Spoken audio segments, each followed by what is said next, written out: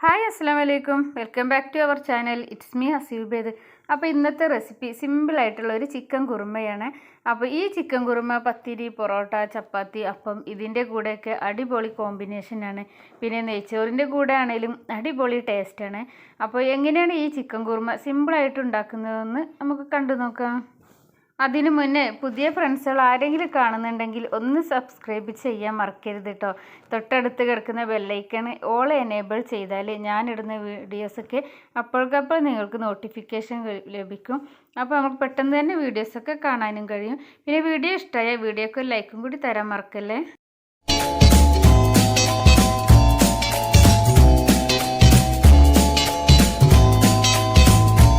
അപ്പോൾ നമ്മളെ ചിക്കൻ കുറുമ വളരെ പെട്ടെന്ന് തന്നെ തയ്യാറാക്കിയെടുക്കാം. അതിനിതാ ഒരു കുക്കർ സ്റ്റവിൽ വെച്ച് കൊടുത്തിട്ടുണ്ട്.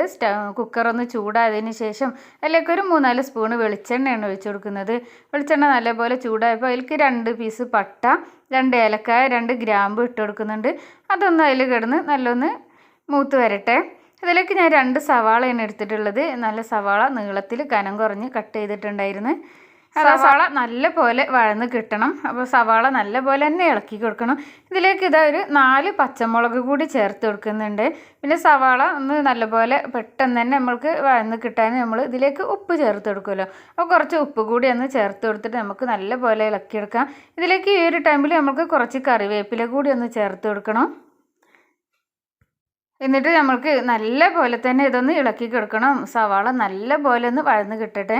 അപ്പോൾ ഇതിൽ ഉപ്പ് ചേർത്ത് കൊടുക്കുന്നത് എന്തിനാണെന്ന് പറയുക, പെട്ടെന്ന് സവാള നല്ല വഴന്ന് നല്ല പോലെ വെന്ത് കിട്ടാനാണ് നമ്മൾ സവാള ഇതിലേക്ക് ചേർത്ത് കൊടുക്കുന്നത്. 1 സ്പൂണ് ഇഞ്ചി വെളുത്തുള്ളി പേസ്റ്റ് കൂടി ചേർത്ത് കൊടുക്കുന്നുണ്ട്. എന്നിട്ട് നമുക്ക് നല്ല പോലെ ഇതൊന്ന് ഇളക്കി കൊടുക്കാം. ഇപ്പോൾ നമ്മളെ സവാളൊക്കെ നല്ല പോലെ വഴന്ന് വന്നിട്ടുണ്ട്.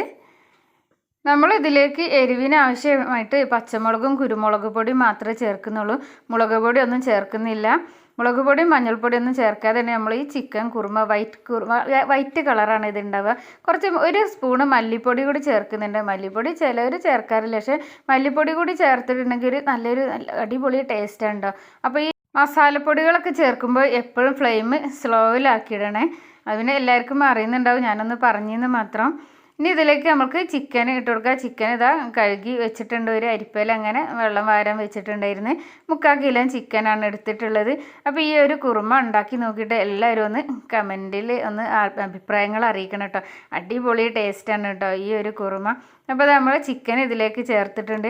ഇനി ഒരു മീഡിയം സൈസിലുള്ള തക്കാളി കൂടി ചേർത്തിടും. അധികം പഴുക്കാത്ത തക്കാളിയാണ്. ഇതുകൂടി നമ്മൾ ചെറുതായി കട്ട് ചെയ്തിട്ട് അതിലേക്ക് ചേർത്ത് കൊടുക്കുക.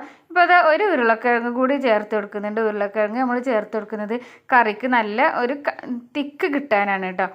അപ്പോൾ ഉരുളക്കിഴങ്ങ് ചേർത്തിട്ടുണ്ടെങ്കിൽ കറി നല്ല തിക്കായിട്ട് വരും. അതിനാണ് നമ്മൾ ഉരുളക്കിഴങ്ങ് ഇതിലേക്ക് ചേർത്ത് കൊടുക്കുന്നത്. ഇതെല്ലാം കൂടി നല്ല പോലെ നമുക്ക് മിക്സ് ചെയ്യാം. ആ ചിക്കനും സവാളയും എല്ലാം നല്ല പോലെ യോജിക്കുന്ന വിധത്തിൽ നമുക്ക് നല്ല പോലെ ഒന്ന് മിക്സ് ചെയ്ത് കൊടുക്കണം. ഇനി ഇതിലേക്ക് 1 സ്പൂണ് കുരുമുളക് പൊടി കൂടി ചേർക്കുന്നുണ്ട്. 1/4 സ്പൂണ് ഗരം മസാലയും കൂടി ചേർത്ത് കൊടുത്ത് പിന്നെ നമ്മൾ ഇതിലേക്ക് ചുടുവെള്ളമാണ് ഒഴിച്ചു കൊടുക്കുന്നത്. ചുടുവെള്ളം തന്നെ ഒഴിച്ചു കൊടുക്കാൻ നോക്കണം, പച്ചവെള്ളം ഒഴിച്ചു കൊടുക്കരുത്. ചുടുവെള്ളം ഒഴിച്ചു കൊടുത്തിട്ട് ഇത് നല്ല പോലെ മിക്സ് ചെയ്യുക. പിന്നെ ഈ ഒരു ടൈമിൽ ആവശ്യത്തിനുള്ള ഉപ്പ് കൂടി നമ്മൾ ചേർത്ത് കൊടുക്കുക. നേരത്തെ നമ്മൾ ഉപ്പ് സവാളയിലേക്ക് ഉള്ള ഉപ്പാണല്ലോ ഇട്ട് കൊടുത്തത്. അപ്പോൾ ചിക്കനിലും ഇതിലൊക്കെ പിടിക്കാനുള്ള ഉപ്പ് കൂടി നമ്മൾക്ക് ഒന്ന് ചേർത്ത് കൊടുക്കണം.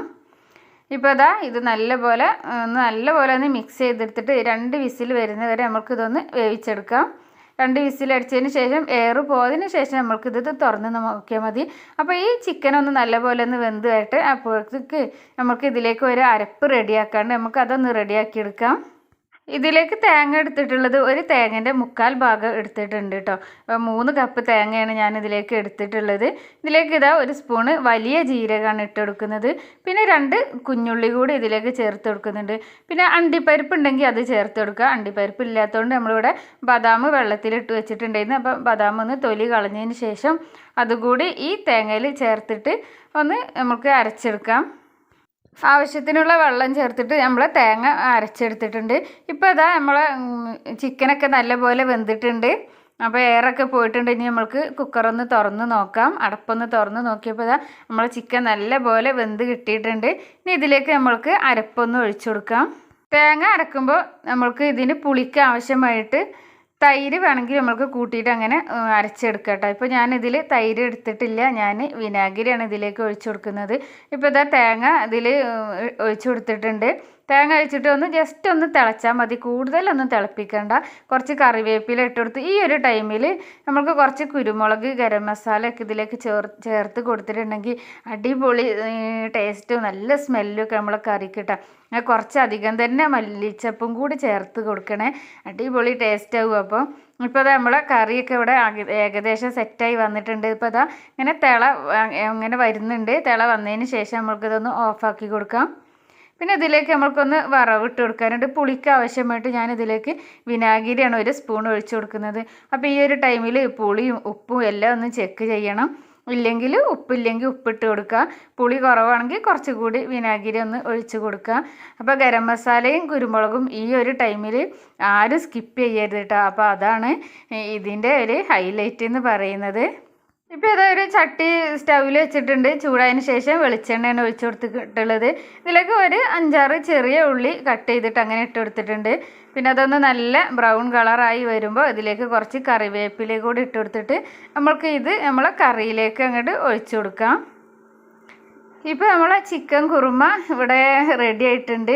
നല്ല സിമ്പിളായിട്ട് നമ്മൾക്ക് ഉണ്ടാക്കാൻ പറ്റിയ, വളരെ എളുപ്പത്തിൽ തന്നെ ഉണ്ടാക്കാൻ പറ്റിയൊരു ചിക്കൻ കുറുമയാണ്.